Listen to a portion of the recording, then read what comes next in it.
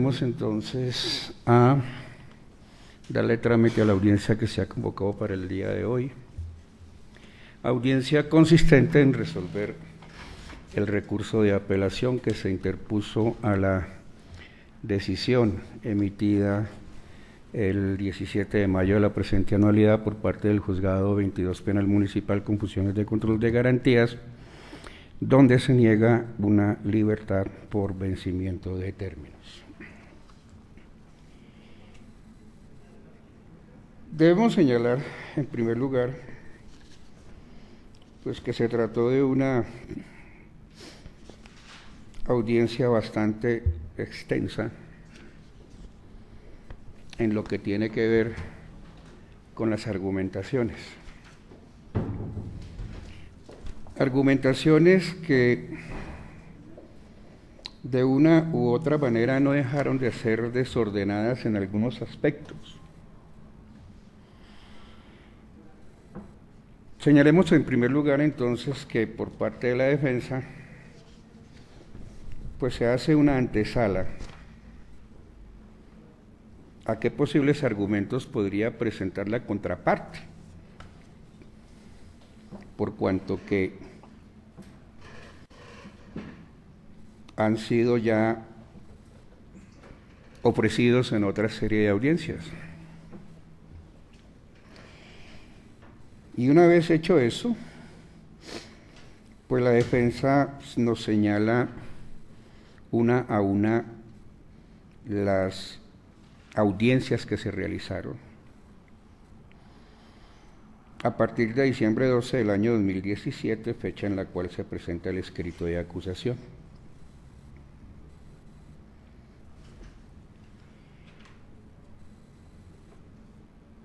Señala entonces el señor defensor en su argumentación que los términos en el presente caso se hayan vencidos. El señor defensor nos habla de 512 días. El juez de control de garantías nos habló de 529 días. Y yo hago cuentas y me dan 521 días, que son así. Diciembre 19 del 2017 a diciembre 31, 19 días. Por el año 2018, 365 días. Y por el año 2019, 137 días. Con razón dicen que somos abogados. Porque las cifras que da defensa, las cifras que da fiscalía y las cifras que da el juez de control de garantías, totalmente divergentes. Voy a trabajar con los 521 días. Y entonces no voy a resumir las alegaciones que me presentó cada uno. ¿Cuál va a ser la metodología que voy a implementar? Como hay unas fechas precisas de cada audiencia, fechas que no fueron controvertidas, voy a hacer referencia a cada una de ellas y a las motivaciones que presentó cada cual para efectos de que se cuente o no se cuente términos. ¿Correcto? Sin embargo, pues no sobra señalar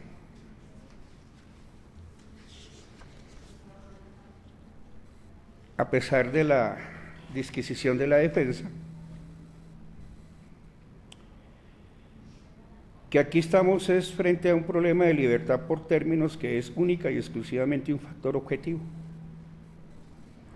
No estamos hablando de derecho, estamos hablando sí del derecho a la libertad, pero aquí el tema tiene que ver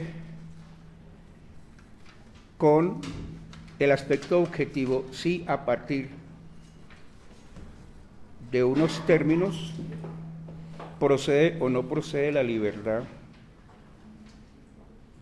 con base en ello. O sea que aquí la discusión no es sobre si es un derecho fundamental o no es un derecho fundamental, pues sabemos que es un derecho fundamental, no hay que darle discusión a eso. En el entendido como ha sido definido por la Corte Constitucional, es decir, que es un derecho que puede ser afectado en los estados de excepción.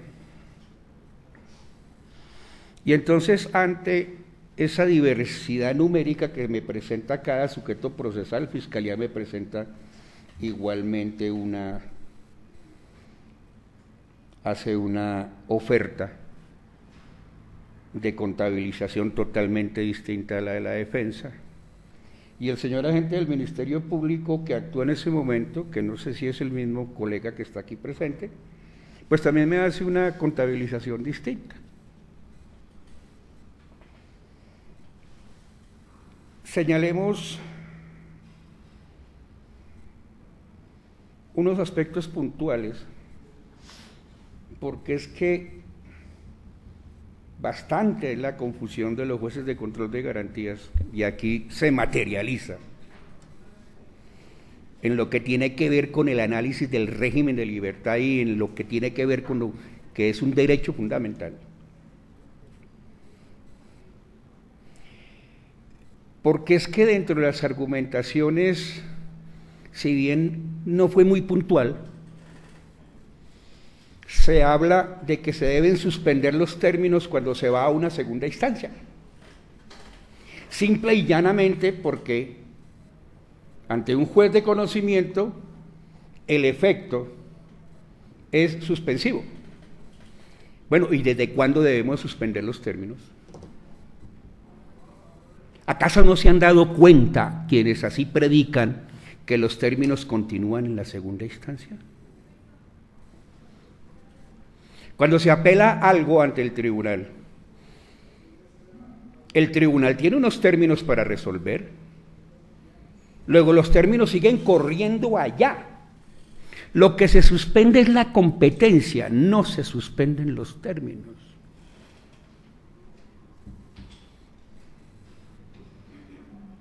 Para una suspensión de términos, el Código establece aspectos superexcepcionales.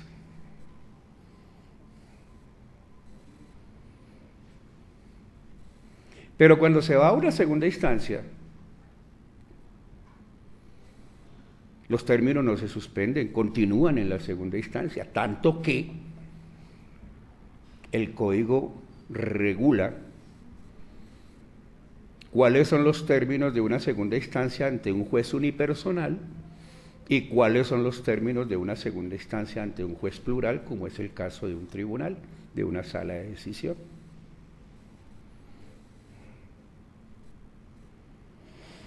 De igual manera, uno escucha en los audios por parte de todos los sujetos procesales, juez, Ministerio Público, Defensa, Fiscalía, la teoría del plazo razonable, como si fuese razonable que los procesos se demoraran.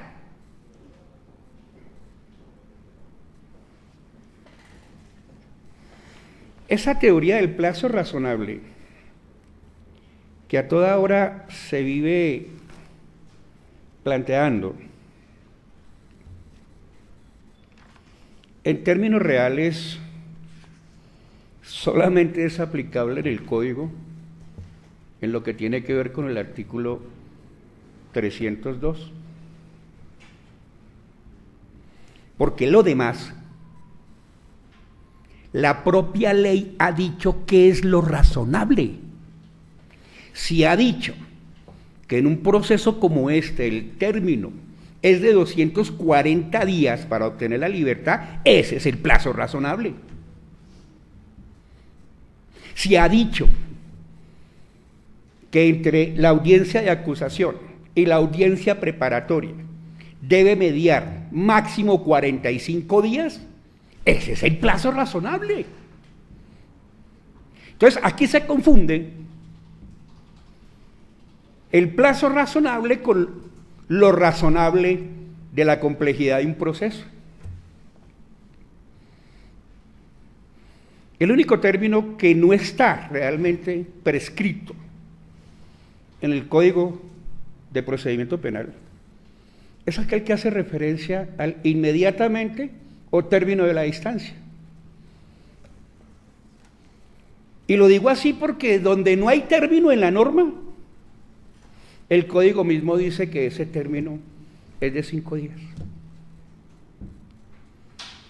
Que fue un argumento que utilizó la Corte Constitucional cuando obligó al Estado a normativizar el problema de los términos a partir de cuándo era que se comenzaban a contar estando en la fase de conocimiento. Y realmente ese término siempre ha estado. Siempre ha estado. Uno, el señalado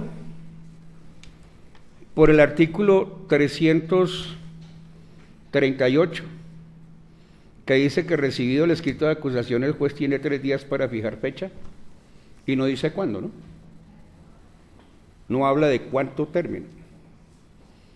Y otra, que es el artículo 159, perdón, me rectifico,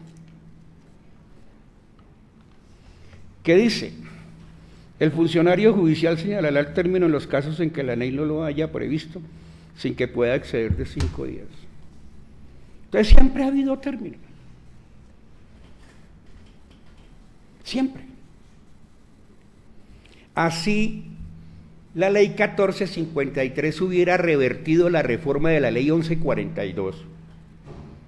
El término siempre ha existido. Desde la regulación del 2005 que omitió ese término, el término ha existido por integración de las normas. Simplemente hay que ver el código desde el punto de vista sistemático.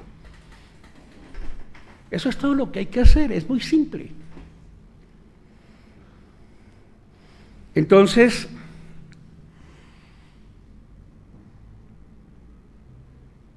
esa teoría del plazo razonable y de lo razonable del plazo no aplica en el régimen de libertad. El régimen de libertad tiene unos términos concretos. 60 días si no se ha presentado escrito de acusación después de la imputación. Y 120 o 240 días si no se ha iniciado el juicio. Y 150 días o 300 una vez iniciado el juicio. O sea, los términos son claritos.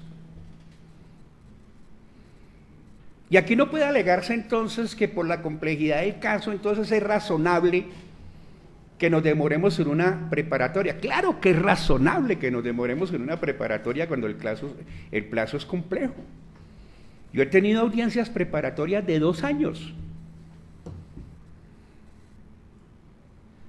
Acabo de terminar una la semana pasada que me duró 1 año y medio, porque tengo cualquier cantidad de casos complejos donde la fiscalía le descubre 1 o 2 teras de información a la defensa.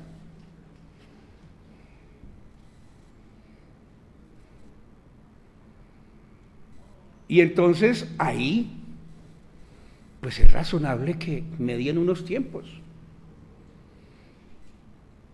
Tiempos que no siempre pueden ser satisfechos con los 45 días que hay entre acusación y preparatoria.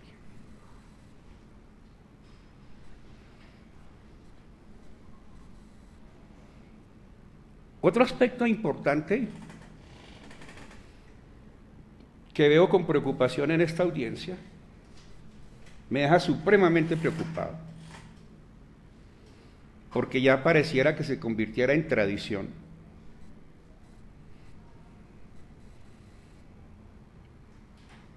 Es que se invoca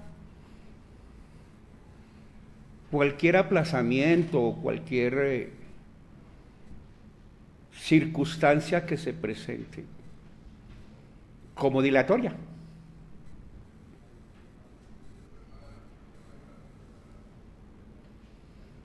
Un derecho es un derecho. Y el sujeto procesal puede hacer uso bien de ese derecho, como puede excederse en el ejercicio de ese derecho. Yo no le discuto absolutamente a nadie que una solicitud de aplazamiento de una audiencia puede ser una maniobra dilatoria. Pero es que el artículo 8º, derechos de la persona que está siendo procesada, está indicando que tiene derecho a preparar bien su juicio, y eso implica que la posibilidad de aplazamientos.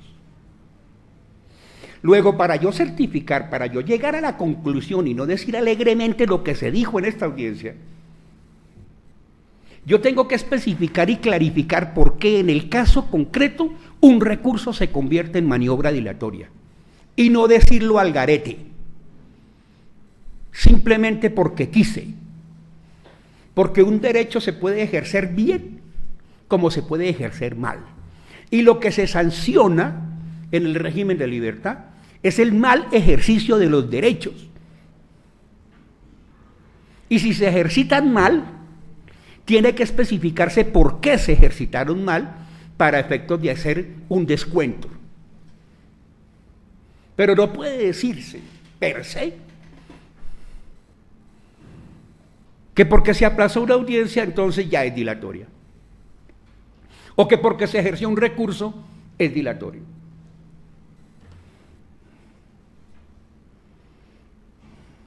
Y otra cosa que me dejó sorprendido es un criterio que, soy honesto, yo pensé que ya había desaparecido del escenario judicial, pero veo que no. ¿Cómo así que le descuentan las vacaciones colectivas al preso? Si es que el preso no se va de vacaciones. El preso sigue preso. Si ya tuvimos la aberración normativa de que los términos se contaban en días hábiles, y hasta la Corte Suprema lo dijo en varias ocasiones, si ya tuvimos esa aberración normativa, me parece, pensaba, estaba convencido que ese criterio que fue utilizado antaño, por allá en el año 2007, 2008, cuando yo era juez de control de garantías y atacaba ese criterio, que eso ya estaba superado. Pero esta audiencia me dice que no. El señor juez le descuenta las vacaciones al preso.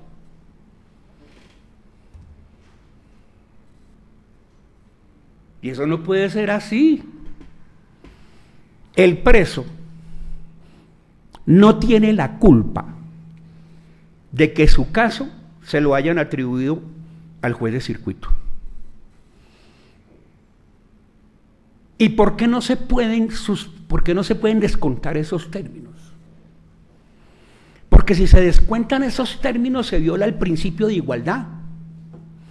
¿Cómo así? Los jueces especializados continúan trabajando y los jueces penales municipales continúan trabajando. Entonces, quienes están ante los jueces penales municipales y quienes están ante los jueces especializados, a ellos sí le contabilizamos los términos porque los despachos están abiertos, y a quienes están con competencia ante jueces de circuito no se los contabilizamos porque los jueces están de vacaciones. ¿De cuándo acá? Y por eso me sorprende, estamos violando el principio de igualdad.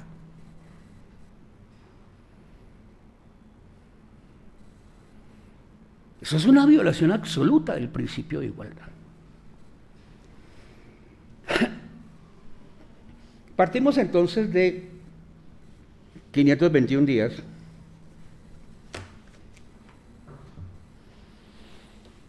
Y entonces comencemos a verificar, de acuerdo al audio,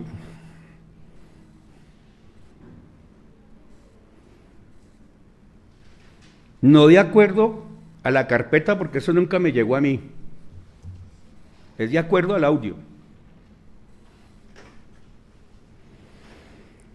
Se presenta escrito de acusación el día 12 de diciembre del año 2017. Los términos a trabajar son del 12 de diciembre del 2017 a mayo 17 del 2019, fecha en la cual se realiza la audiencia que hoy estoy resolviendo vía apelación.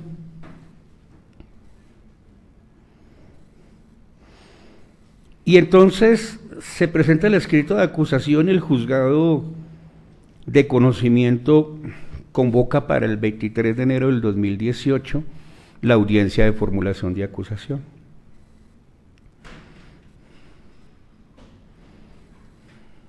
Y en esa audiencia la defensa presenta una impugnación de competencia.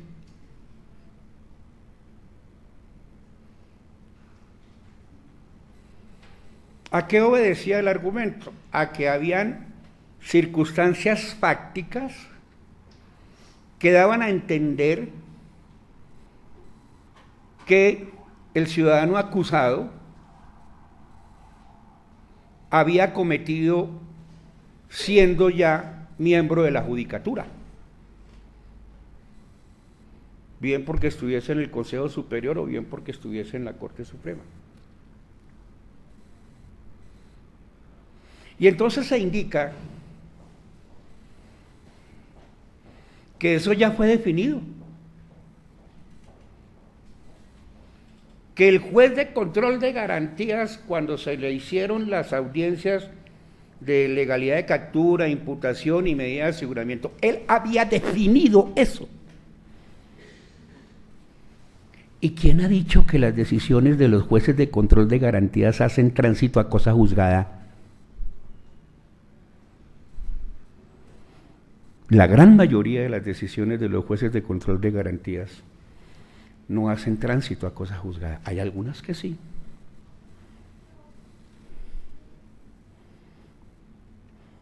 En particular, de acuerdo a lo que escucho en el audio, el juez de ese momento, cuando se hizo la audiencia de legalidad de captura, de imputación, no dejó de discutir el tema, sencillamente dijo, soy competente y punto, y siguió con el trámite. Ahora bien, ¿cuál es el escenario para presentar eso? ¿El código qué dice? El escenario supuestamente natural, porque es que en la audiencia de imputación también se puede impugnar, y básicamente en la audiencia de imputación, el elemento central a raíz de la reforma de la ley 1142, el elemento central a discutir es si se trata de un conflicto entre jurisdicción indígena, ordinaria, militar, porque el problema de la competencia territorial quedó resuelto con la reforma de la ley 1142, que le da competencia de orden nacional a los jueces de control de garantías para efectos de tramitar audiencias de carácter urgente, como la legalización de una captura, una formulación de imputación, porque el código decía que la imputación había que hacerla en el sitio donde ocurrieron los hechos, porque como el código o ley 906 es copy-paste de ley 600, la copiaron mal además. Entonces, en ley 600 efectivamente sí hay una competencia territorial definida, pero en ley 906, y ese fue uno de los aportes que hicimos los jueces cuando discutimos la ley 1142, el único puntico que ganamos era que se le diese a los jueces de control de garantías competencia nacional. Y entonces por eso los fiscales pueden legalizar la captura en el sitio donde se hizo la captura, a pesar que los hechos, por ejemplo, se legaliza captura o se captura en Barranquilla y los hechos corresponden a la ciudad de Bogotá. Lo que tiene que hacer el fiscal es radicar el escrito de acusación de acuerdo a las reglas de competencia en el sitio donde ocurrieron los hechos. Y partiendo de la regulación que me trae la ley 906. Entonces el escenario natural para impugnar eso es la audiencia de acusación. Y eso hizo la defensa.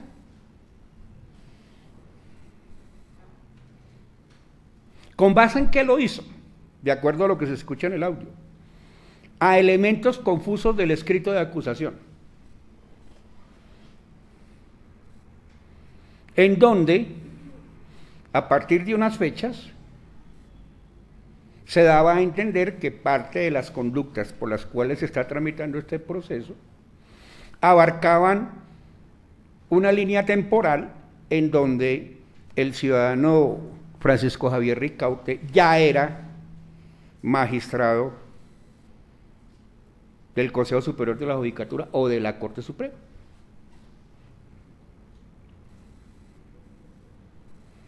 Luego, ¿era válido hacer eso? Pues indudablemente es el único escenario que hay. ¿Y qué pasó? Que la Corte decidió en un auto que define, auto de sala, que define eso. Y ahí no se le hizo ningún tipo de recriminación, por lo menos en el audio no se escucha. No se le hizo ningún tipo de recriminación a la defensa. Se aclara el tema. Lo que tiene que ver con este radicado es de competencia de la justicia ordinaria. Sencilla y llanamente se aclara el tema. Y aquí no vale, como lo dijo el juez de control de garantías, que en un habeas corpus que posteriormente se interpuso, el juez de habeas corpus, que es unipersonal, hubiese dicho que esa solicitud era dilatoria, porque ¿qué prima? ¿El auto de la sala o el auto de habeas corpus? ¿Cuál tiene más peso específico? Pues el de la sala, son 9 magistrados, por favor. El habeas corpus lo decide unipersonalmente un magistrado o un juez, cuando le toca a un juez. De modo que el mayor peso específico lo tiene el auto que decidió la Corte Suprema de Justicia, determinando que lo que tiene que ver con este procedimiento es de la justicia penal ordinaria. Y se decantó el tema. Y entonces, dentro de las alegaciones que se hicieron para controvertir el argumento de la defensa, se dice que eso ya había sido definido por el juez de control de garantías.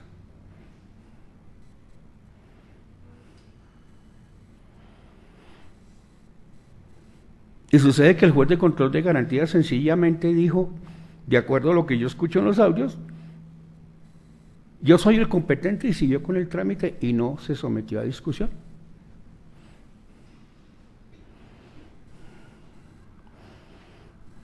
Y la Corte definió.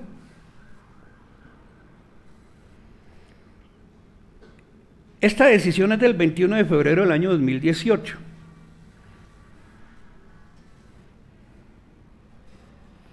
Y entonces se demoró una buena cantidad de días.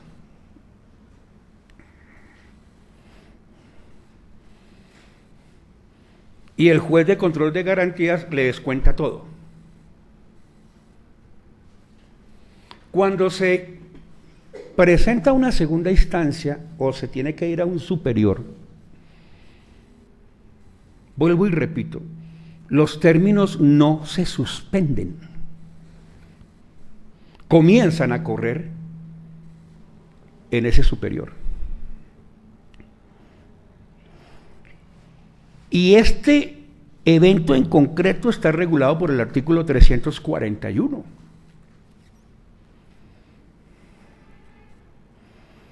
Que dice que ese conflicto tiene que resolverse en 3 días, no en un mes. Ahí está el término. ¿Qué culpa tiene la persona privada de la libertad que el juez al cual le correspondió el caso esté congestionado. ¿Qué culpa tiene el acusado aquí que este negocio hasta hoy lo esté resolviendo yo? Él no tiene la culpa. Yo no puedo cumplir con el término de los 5 días que me señala el Código de Procedimiento Penal. Me es imposible.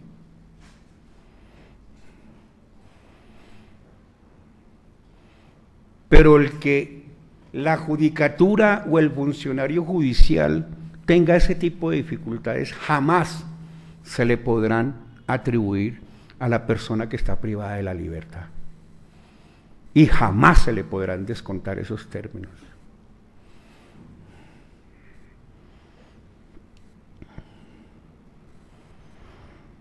Posteriormente a que llega el caso,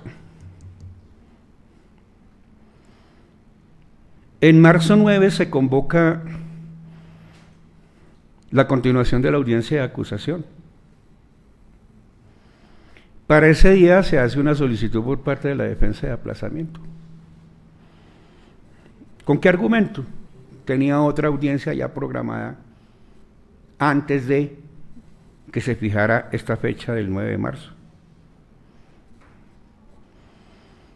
Y se convoca nueva fecha para marzo 16 del año 2018, en donde se tramita la acusación, se finiquita la acusación y se fija audiencia preparatoria para mayo 17.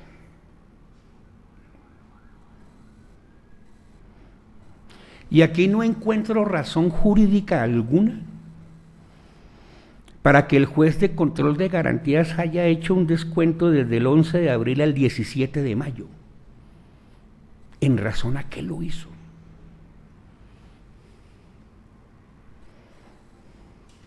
No dio una razón específica.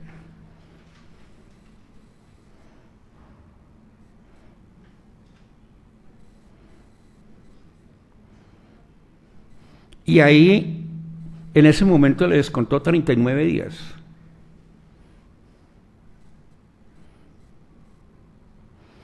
Porque por el problema de la Corte, al final le descontó 93 días, que es la cuenta final que hace él. 93 días, incluyendo, dice él, el juzgado, el trámite que se desarrolló ante la Corte. Y entonces nos vamos para mayo 17, donde se realiza la audiencia preparatoria, o se comienza a desarrollar la audiencia preparatoria. Y entonces en esa audiencia se pone de presente que el descubrimiento realmente terminó el 27 de abril del año 2018.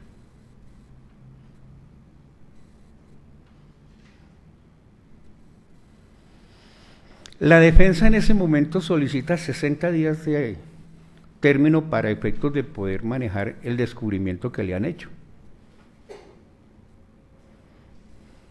Pero el juez de conocimiento no accede a los 60 días, le da 90.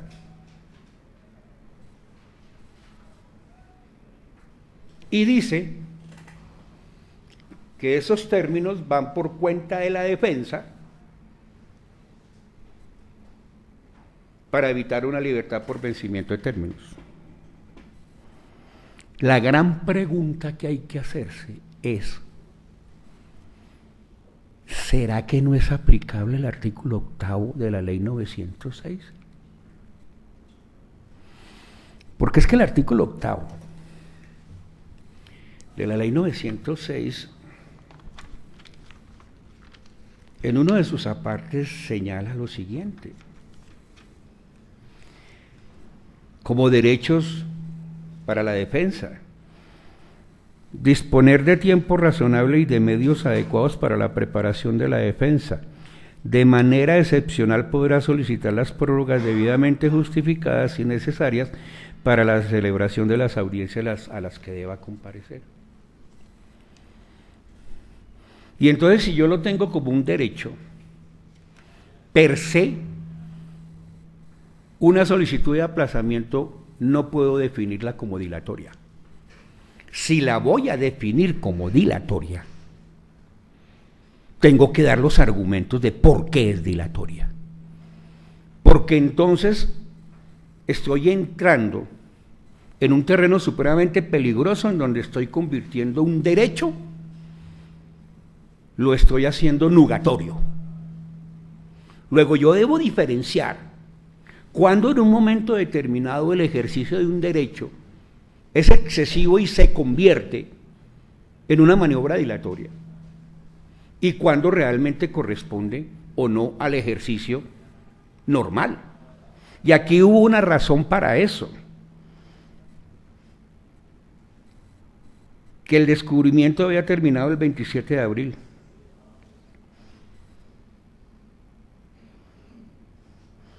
Y se solicita por parte de la defensa 60 días.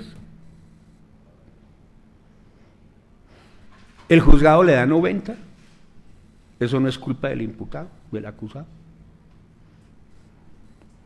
Y el juez de control de garantías le descuenta por ese hecho 92 días de detención. Es decir, al ejercicio de un derecho debidamente justificado porque el descubrimiento se había hecho, había terminado el 27 de abril, aspecto que no fue controvertido. La fiscalía no controvirtió eso. Quien controvirtió eso fue el juez y dijo, no, es que el término son 3 días. Pues sí, la norma dice que son 3 días.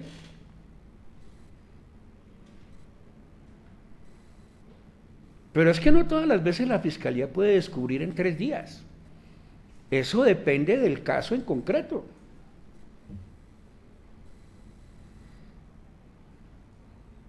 Yo tengo un caso en donde la fiscalía le descubrió 2 teras de información a la defensa. Y casi que no le puede dar las 2 teras de información porque no tenía teras para entregarle a la defensa. Porque tampoco tenía medios. Y obviamente la defensa mucho menos tenía medios para desglosar 2 teras de información. O sea que eso no es así tan de buenas a primeras. Lo normal es que sean 3 días. Lo usual, el término razonable. Pero eso no hace que atendiendo a la complejidad de un caso en concreto, ese término las partes tengan que ampliarlo por X o Y dificultad y ello lo convierte en lógico y razonable.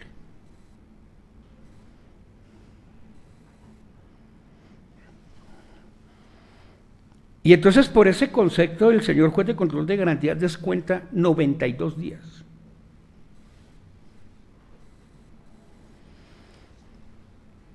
Nos vamos para la audiencia de agosto 16.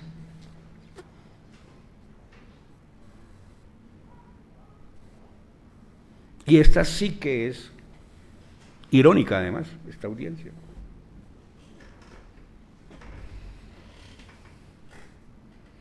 Ahí se continúa la preparatoria. Y en esa ocasión, agosto 16, la defensa dice que tiene conocimiento porque los medios de comunicación han publicado una serie de interceptaciones telefónicas que no le fueron descubiertas a él. Y entonces él exige que se las descubran. El juez en ese momento dice que el descubrimiento es completo, sí.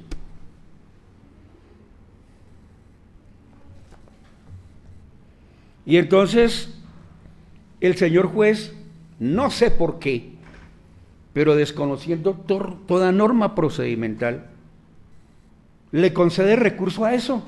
El Ministerio Público le puso de presente al juez, oiga, esto no tiene recurso.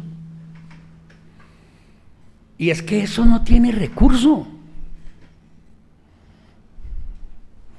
Eso lo que tiene es una sanción concreta. Es que lo que no descubra la Fiscalía será objeto de rechazo en la audiencia preparatoria. Eso no tiene recurso, pero el juez le dio recurso. ¿Y de eso tiene la culpa el preso?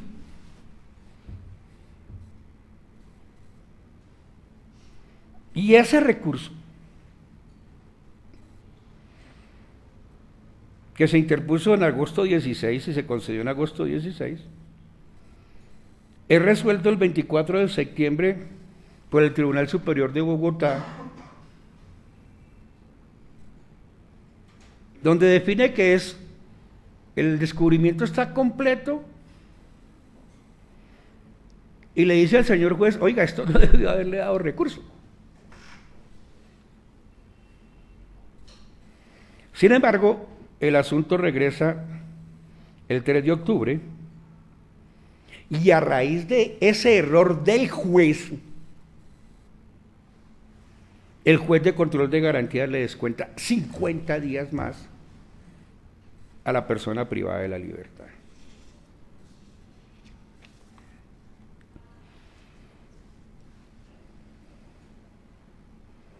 De agosto 16 del 2018 y habiendo regresado el 3 de octubre al despacho,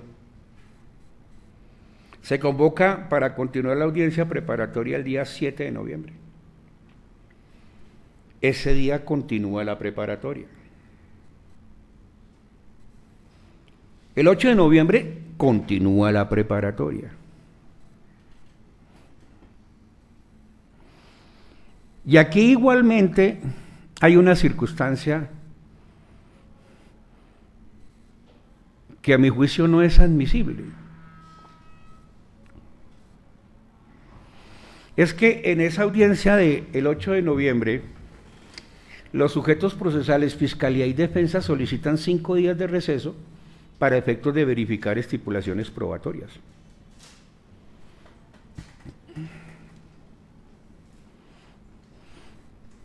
El juzgado no accede a los 5 días.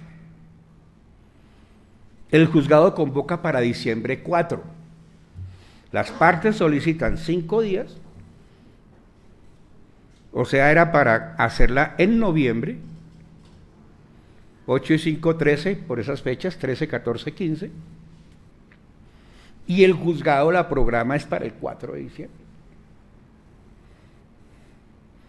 Y no se hacen estipulaciones, se estipula escasamente la plena identidad y la carencia de antecedentes.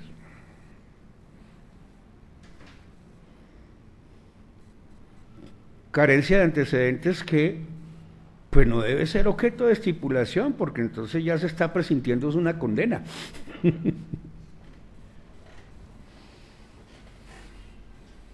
Eso se tramita en 447.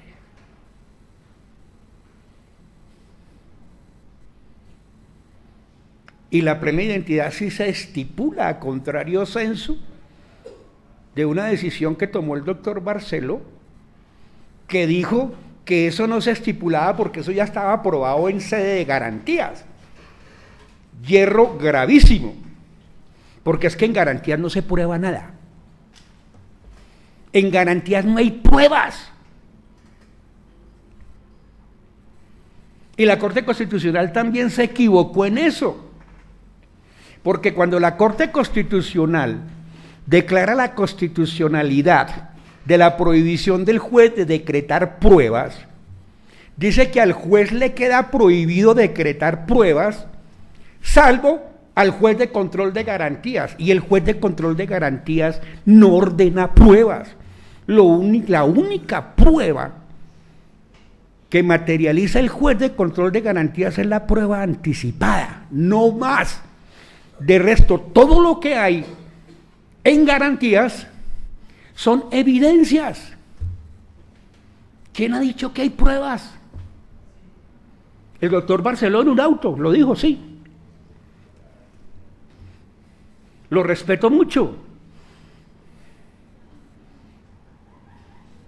Somos docentes de la misma universidad en posgrado, pero no comparto esa decisión, por lo menos esa, porque hay otras que han resuelto problemas dentro del sistema penal acusatorio, yo tengo que reconocerlo así, pero esa en particular no la comparto.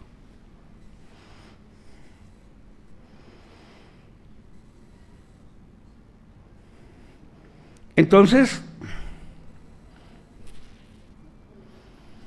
se fija para el 4 de diciembre, y como no hubo estipulaciones, cuando lo que se estipuló fue la plena identidad, cosa que se hace en 5 minutos, entonces el juez de control de garantías le descuenta ese término al acusado. Le descuenta 29 días más.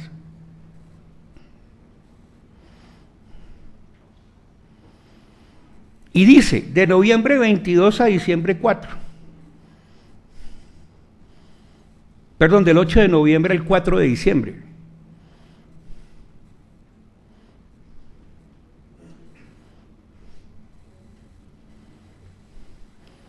En diciembre 4 comienza la argumentación de la Fiscalía de la solicitud probatoria. Diciembre 6 continúa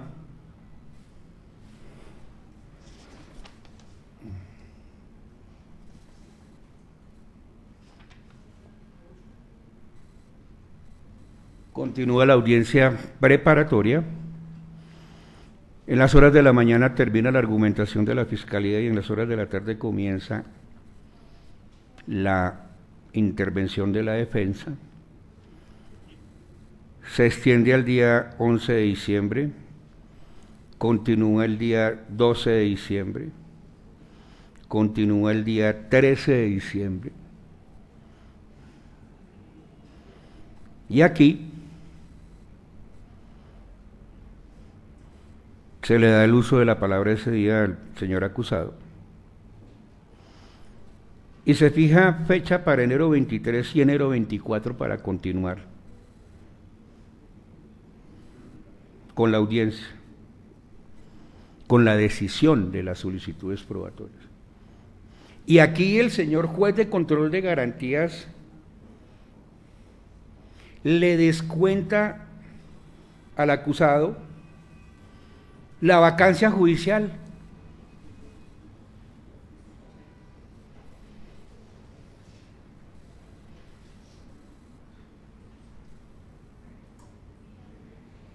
Increíble. Violación del derecho a la igualdad, vuelvo y lo repito. ¿Por qué a los jueces especializados tienen vacaciones individuales y los jueces penales municipales tienen vacaciones individuales? ¿Y por qué los jueces de circuito no tienen vacaciones individuales? Esa no es una decisión que tomen las personas privadas de la libertad, es una decisión del Estado. Y el Estado tiene que asumir, claro, lo que busca es ahorrarse una buena cantidad de dinero. Pero ¿quién ha dicho que las personas privadas de la libertad se les debe descontar los días simple y llanamente porque tuvieron la mala suerte de que su negocio fuese de competencia de un juez penal del circuito? Porque si hubiese sido de un juez penal municipal o de un juez especializado, pues continúan contándole los términos porque esos juzgados están abiertos.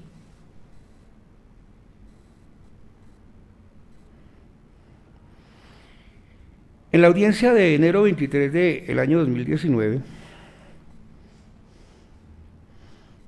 se toma la decisión y el aquí acusado solicita que se le dé un día para argumentar su recurso. E igualmente solicita nulidad. Y el juzgado en ese momento no corre traslado de la nulidad.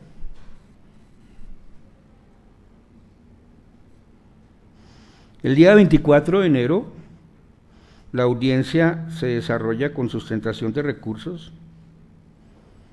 Se continúa con febrero 6 del 2019 sustentando el recurso. Febrero 7 igualmente continúa sustentándose los recursos. Y febrero 8 igualmente continúa presentándose alegaciones de recurso, ahí habla el acusado. Define el juzgado la reposición que se interpuso. E igualmente vuelve a solicitarse nulidad, pero se desiste de la misma, en la misma audiencia.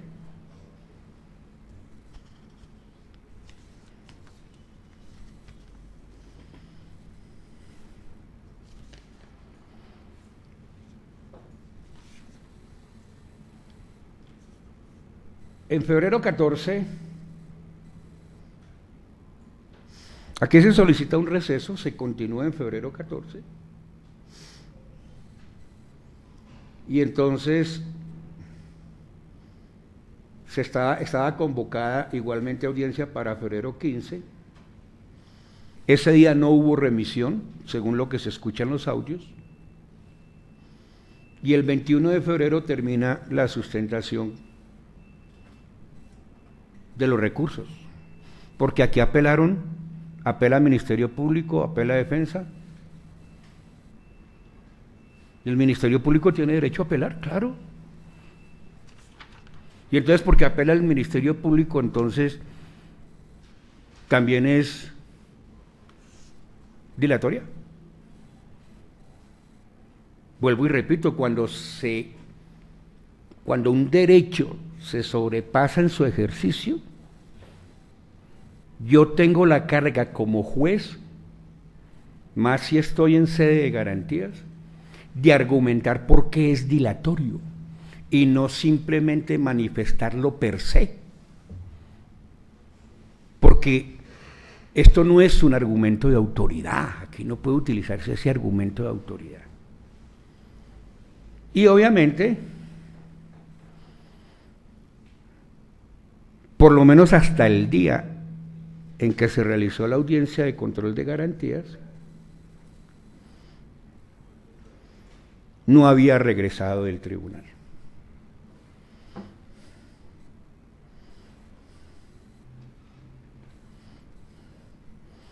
Se remitió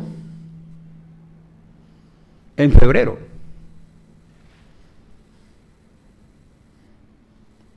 Y al día 17 de mayo,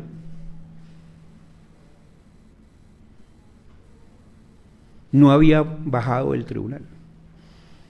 Lo que desde el punto de vista legal debe demorar más o menos 21 o 22 días,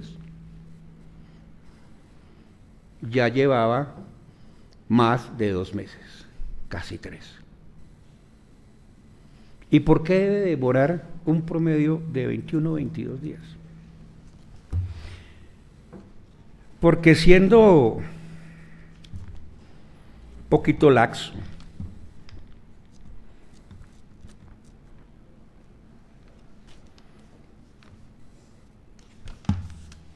el artículo 178 estipula cuánto debe durar el término.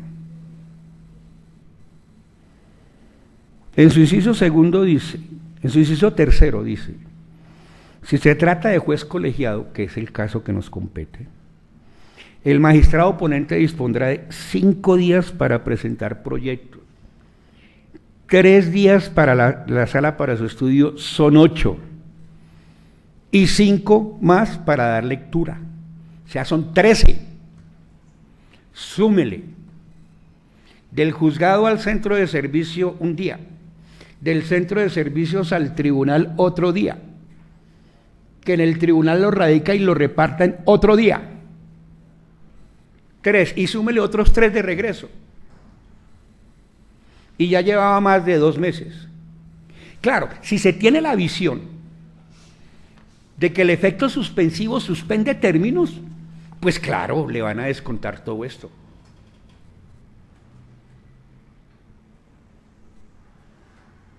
Lo que se suspende es la competencia, no se suspenden los términos.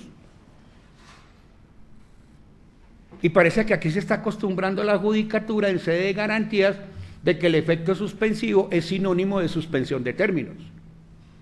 Y no es la primera vez que un juez de control de garantías sale con ese argumento.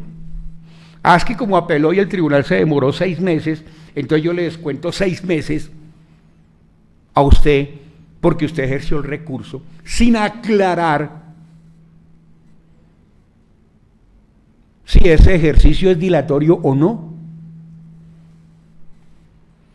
Tuve un evento en donde la defensa ejercita un recurso en la superparatoria porque le negaron una prueba, el tribunal se demoró cerca de 5 meses para resolver, baja el negocio y le dio la razón a la defensa. Y en sede de garantía le descontaron esos 5 meses que había durado el tribunal con el argumento de que era dilatorio, sin analizar en concreto si efectivamente se estaba o no se estaba abusando del derecho. En eso los jueces de control de garantías tienen que ser supremamente claros. Se tiene que especificar. Usted ejercitó este recurso y este recurso es dilatoria por esto, esto y esto. Decir simple y llanamente que es dilatorio es lo que la lógica aristotélica llama petición de principio.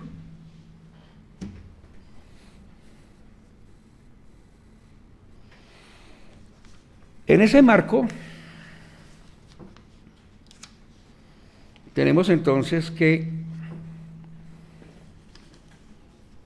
de los 521 días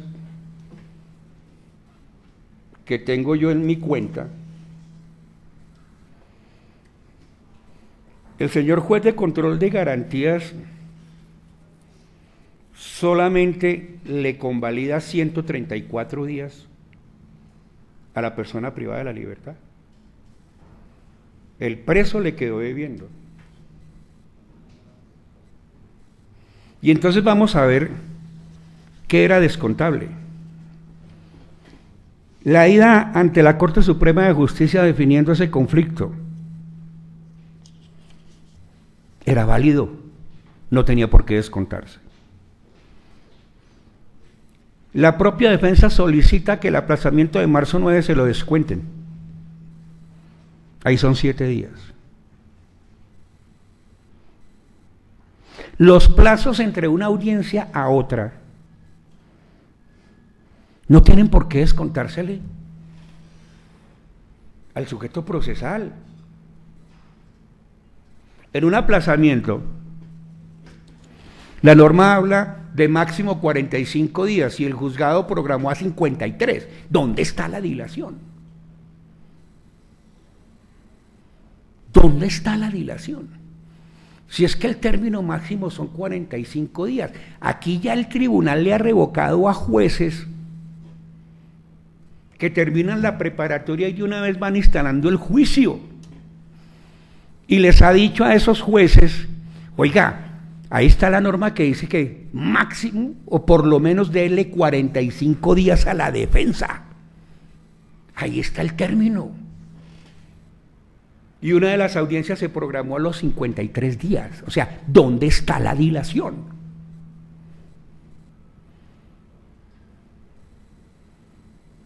¿8 días son dilación?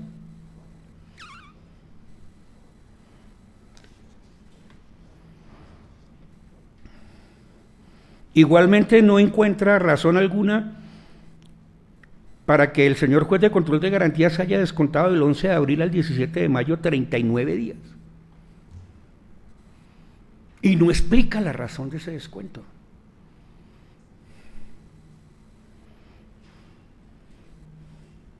Y mucho menos lo que va entre mayo 17 del 2018 a agosto 16. En mayo 17 del 2018 se suspende la audiencia preparatoria, que continúa a agosto 16 del 2018, ¿sí? Solicitan las partes, o solicita el señor defensor, mire, el descubrimiento es demasiado amplio, necesito más tiempo.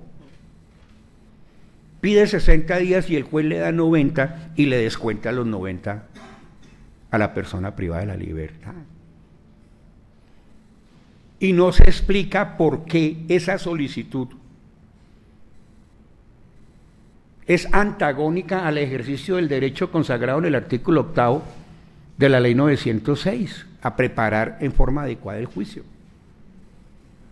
Eso hay que aclararlo, eso hay que especificarlo, hay que establecer la diferencia, o si no seguimos con la petición de principio, porque sí, o que porque lo dijo la Corte, porque ya mucha gente se está acostumbrando a eso. Eso es verdad porque lo dijo la Corte. No, la Corte ha dicho cualquier cantidad de barbaridades. en muchas sentencias. Como por ejemplo en aquella de la doctora María del Rosario, donde declara la nulidad de la audiencia de imputación y deja a la persona privada de la libertad sin imputación. Del 2009. Y en Bogotá enjuiciaron a 3 magistrados que hicieron lo mismo. O sea, nulitan la audiencia de imputación, pero como era un delito sexual, entonces el sujeto continuó preso.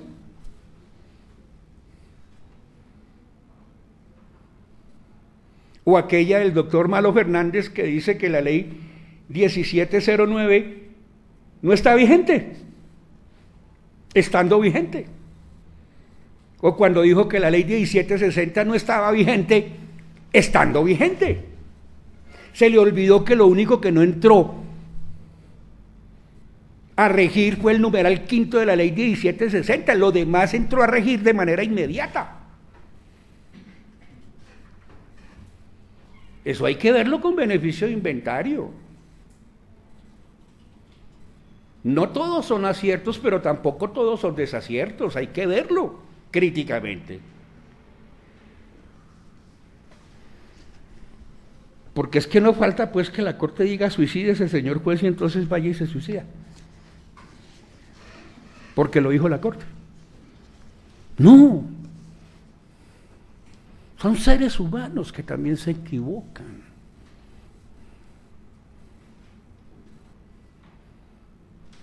Que igualmente pueden cometer errores, claro. No es que son seres humanos, no son máquinas. Si se equivocan las máquinas,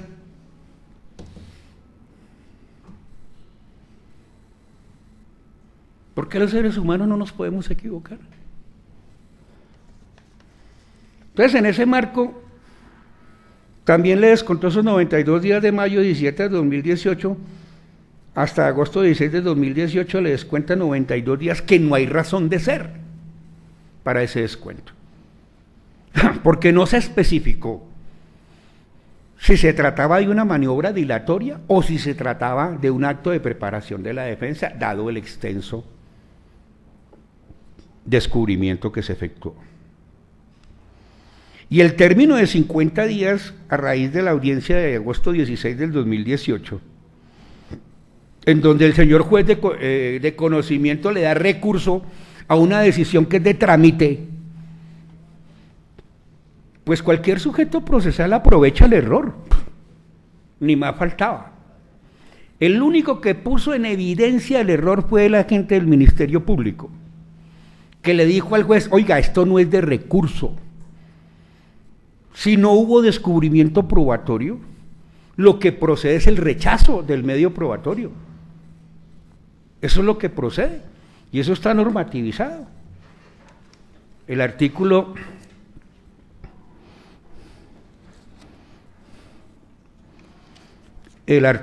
346 dice eso. Lo que no es descubierto debe ser objeto de rechazo. Y punto. Esa es la sanción. Eso no tiene recursos. Pero el juez lo concedió. Y entonces ahí le descuentan a la persona privada de la libertad 50 días más, que no hay razón de ser. E igualmente le descuentan 29 días al acusado en consideración a que, habiéndose solicitado 5 días para trabajar las estipulaciones, el juez da más término y no se hicieron estipulaciones, entonces lo que uno concluye es que como no se hicieron estipulaciones, debemos sancionar a la defensa, contándole ese término en contra del acusado. Y ahí le descontaron 29 días más. Y obviamente, un descuento de 36 días más por el periodo de vacaciones es algo que no resiste la más mínima valoración, o por lo menos ya he señalado en qué consiste esa situación.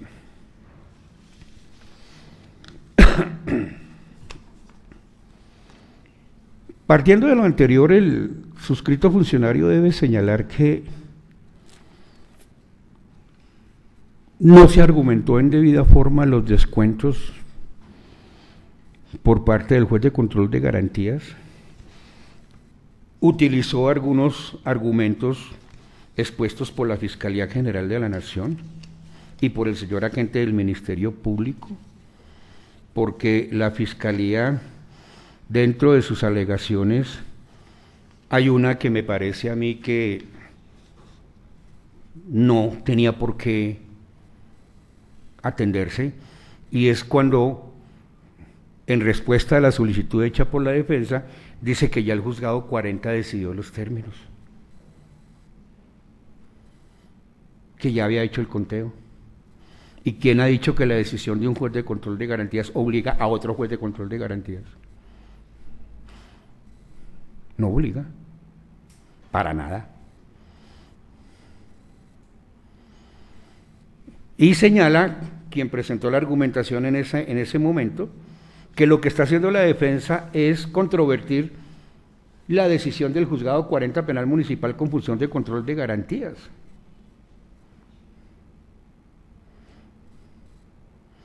Y señala igualmente la argumentación de la Fiscalía General de la Nación que hay abuso del derecho. Y no dice por qué. Petición de principio.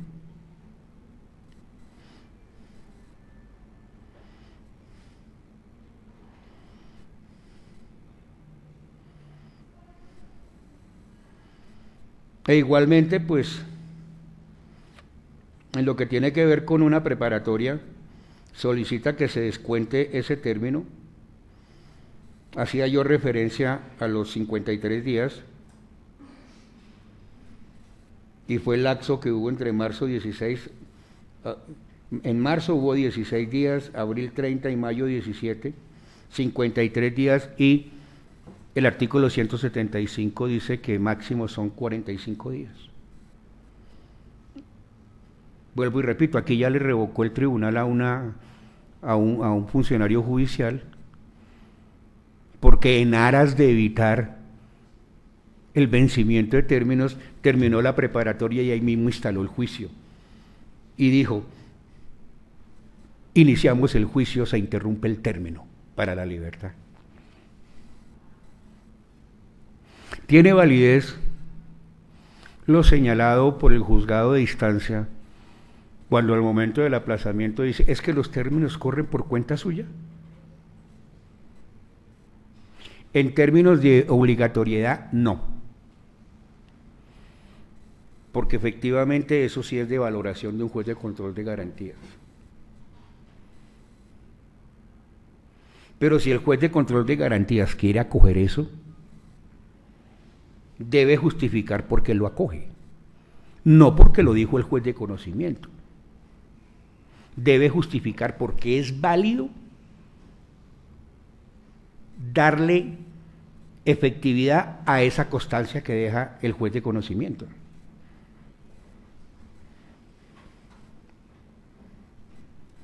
En ese marco, entonces, debo señalar que escasamente yo lo único que encuentro son 7 días para descontar.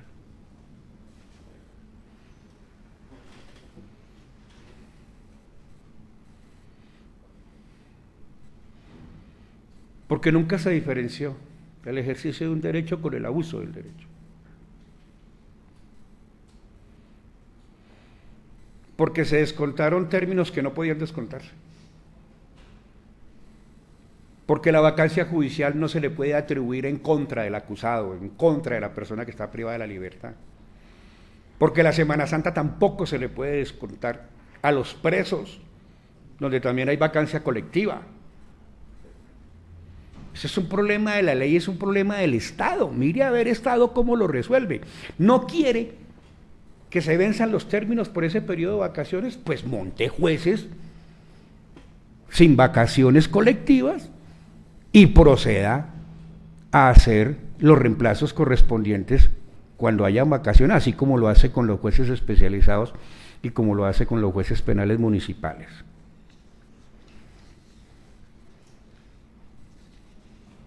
En ese marco, entonces, el Juzgado 29 Penal del Circuito con funciones de conocimiento debe señalar que en el presente caso, efectivamente, los términos están vencidos. Pero igualmente quiero dejar constancia de una cosa, porque es que aquí también se habló de que hubo prórroga de la medida de aseguramiento. No he visto norma más boba que esa. La vigencia de la medida de aseguramiento es de 1 año y la libertad se da a los 240 días. 1 año son 365 días. Pero hay otra norma que no está reformada. Es que las medidas de aseguramiento tienen vigencia durante todo el proceso. Luego no es necesario ampliarle 1 año más la medida de aseguramiento a la persona. Porque así se dé la libertad por vencimiento de términos, la medida de aseguramiento sigue siendo vigente, pero no se puede hacer efectiva, que es otra cosa. Es un fenómeno totalmente distinto.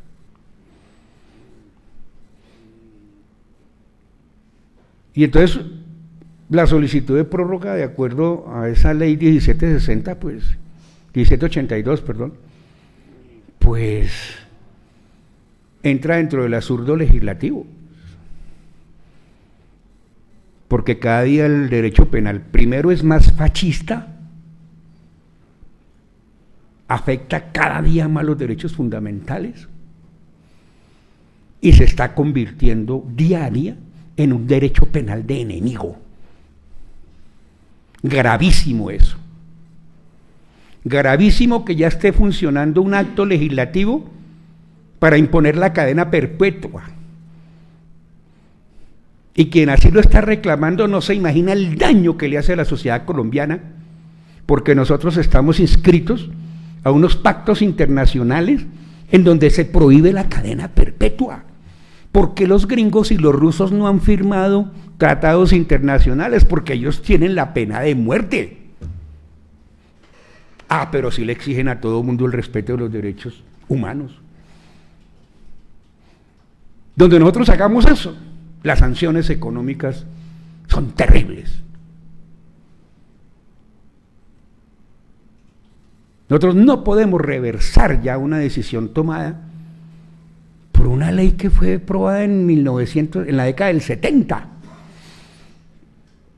cuando se integró el Pacto Internacional de Derechos Civiles y Políticos a la ley colombiana. Nosotros no podemos ya reversar eso. Pero pues aquí el derecho penal de enemigo, pues cada día se abre más paso. Las reformas son tendientes a ver cómo se alarga más el régimen de la libertad. Aquí se le hizo una reforma a la sustitución de la detención preventiva y quienes la lograron coronar, felices, y se les olvidó que desde el año 91-92 la Corte Constitucional viene reclamando el principio de proporcionalidad. Proporcionalidad en sentido estricto, por más que haya la prohibición.